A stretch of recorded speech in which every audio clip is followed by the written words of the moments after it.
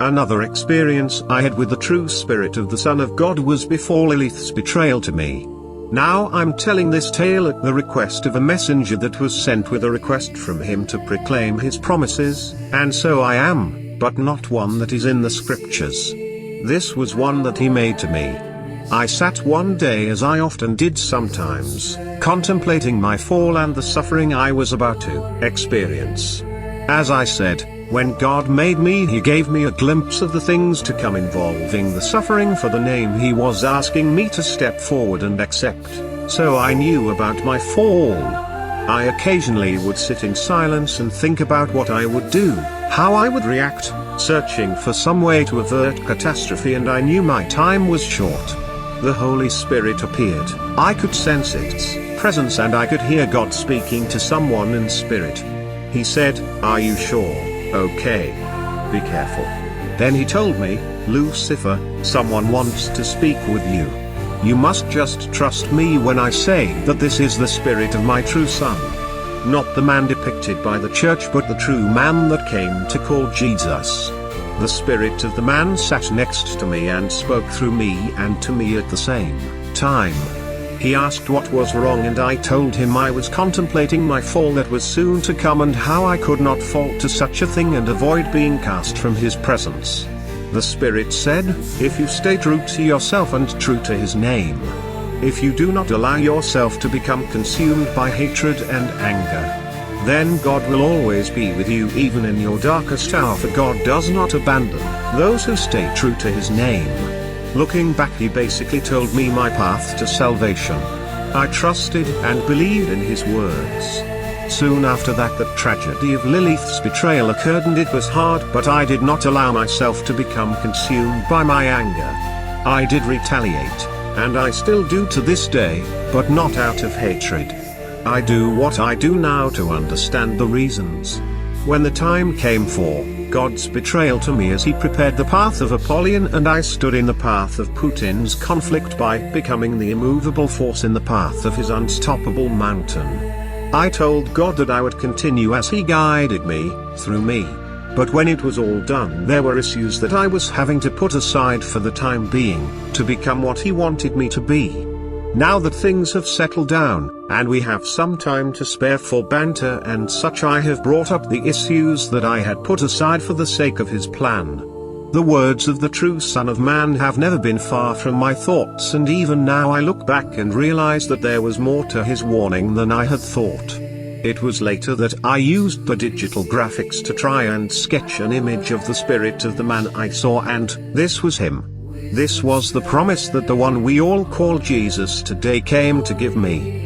A warning I trusted and had faith in, even in the midst of being thrown upon the rocks of Sheol. I held my faith. I see what is happening. They are trying to figure out why I cannot have faith in God, when I can have faith in a total stranger that I had no reason or proof to believe in. That, I think, has to do with my path I walked before I met God. Before I met God in the image of his Son. My childhood and the suffering I endured. The denial of entering his house without feeling the discomfort one feels if they are possessed and enter his house or are exorcised. The heavy sweating. The uncomfortable feeling of being on fire, enough to where heat rash-like spots begin to appear. The nausea. All this, I felt as a child from the earliest memories I have of going to church with my family and having to sit outside because I was drawing attention. The many things, supernatural things, I saw as a child and wasn't the only one. Others around me saw that there was something there, but only I saw it for what it was. Demons, fallen angels, archangels.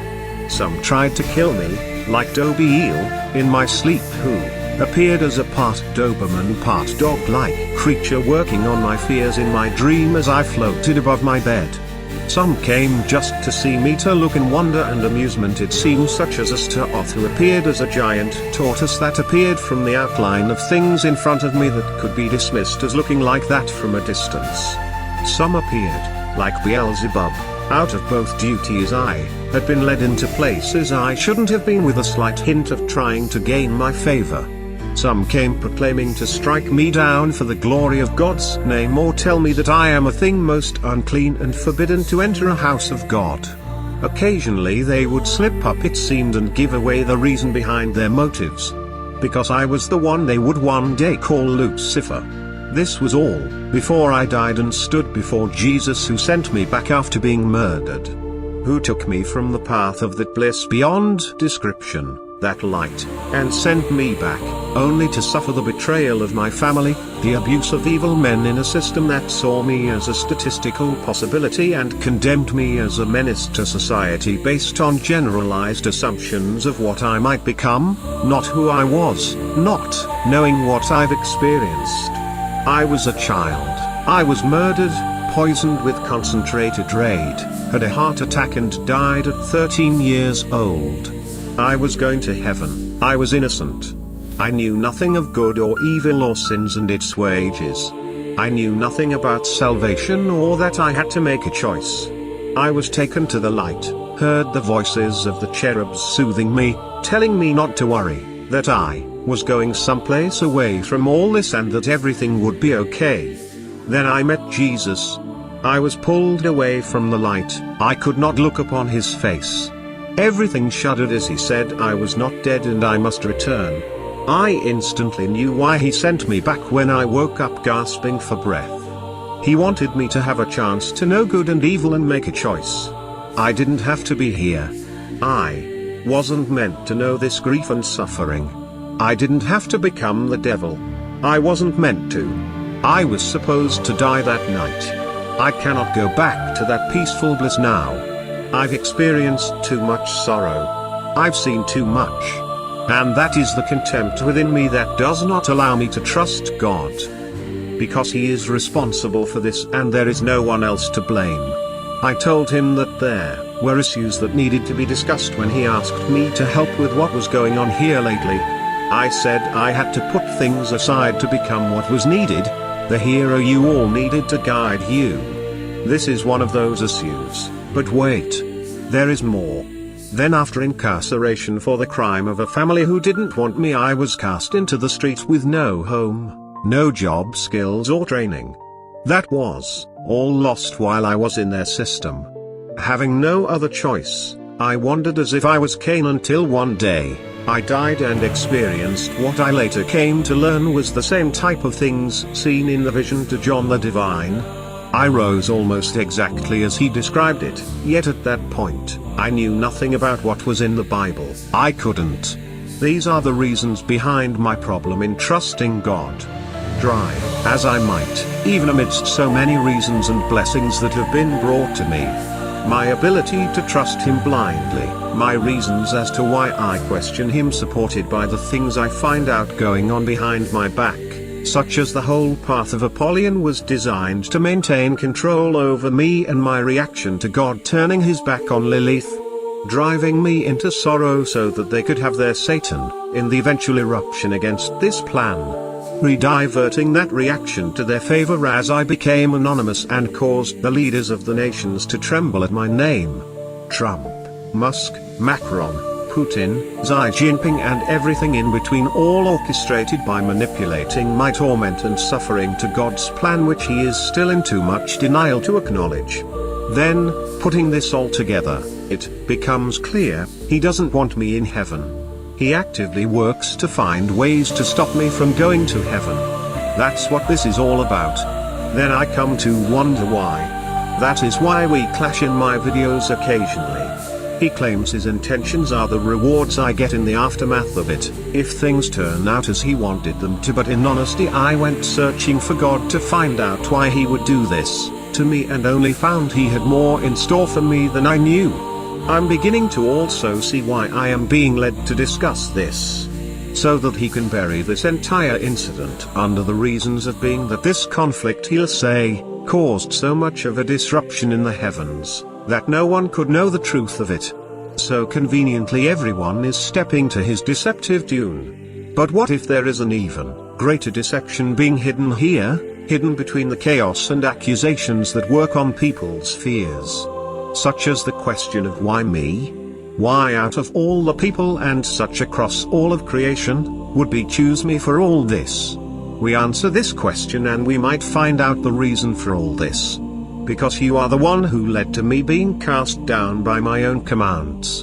You led to me becoming a fallen angel, unable to enter my own kingdom, the why behind it all. I'm beginning to think that it is not your kingdom and that you are the actual devil. It answers all the questions. Why me? Why are you so set on denying me my entrance to heaven? Why do the angels shun an innocent child from knowing anything about you? Why leave me to suffer a life devoid of you? Why can't I rest in peace? Why, no matter how true my heart is towards finding salvation and living a life that is right in your eyes, why am I thwarted by your angels and ministers who practically sin, condemn themselves with deeds that have led many angels to be cast to be fallen angels? Why would they commit these acts against me for sins I had not even yet done? You realize what all this means, don't you? To restore balance and extract true divine justice for the sake of maintaining the faith not just in God or heaven but faith in doing the right thing, the very concept of moral reasoning. I must become the dragon of prophecy and sweep a third of heaven's hosts and cast them into hell with my tail. That is what you have accomplished in your vindictive campaign against me. Just to restore balance and purge this taint within heaven. And this does nothing to fix me. This is not something I must do to bring vindication to myself.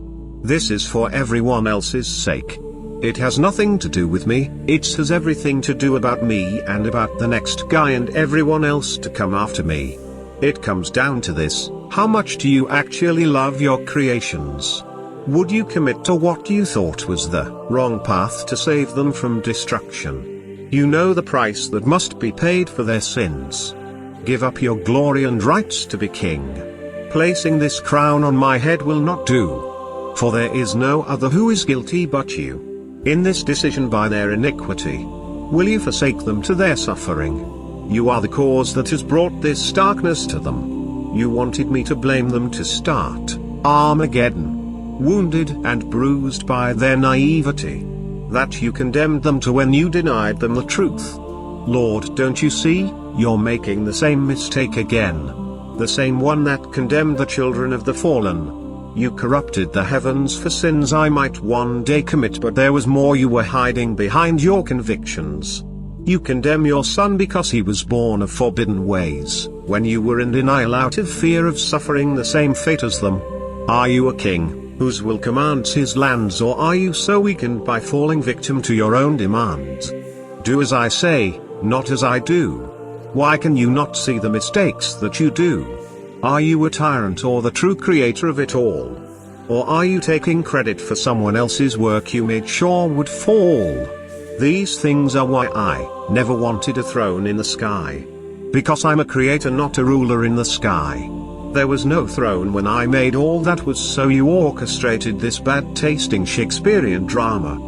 A secret behind my fall that no one in heaven ever knew, as you try to force on me, Satan, the plans which you drew. You force the torment and suffering of the people. To force me to create heaven as a solution from your doom. You failed to see without some evidence the outcome of your decisions because you denied your own wisdom. But I knew the truth, and now you stand here before me and lay claim against this plan to their salvation. You condemn my decisions by some measure of righteous belief of a God you think should measure to some image of morality.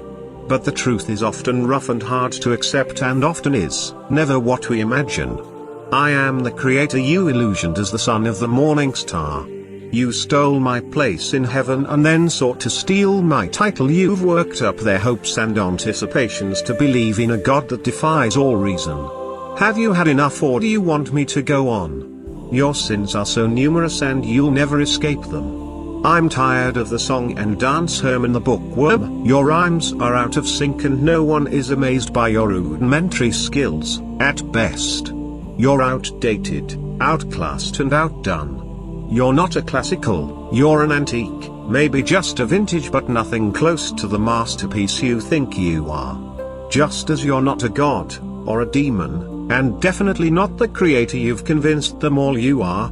How many more times do I have to pop out of your book and punch you in the face before you get the point?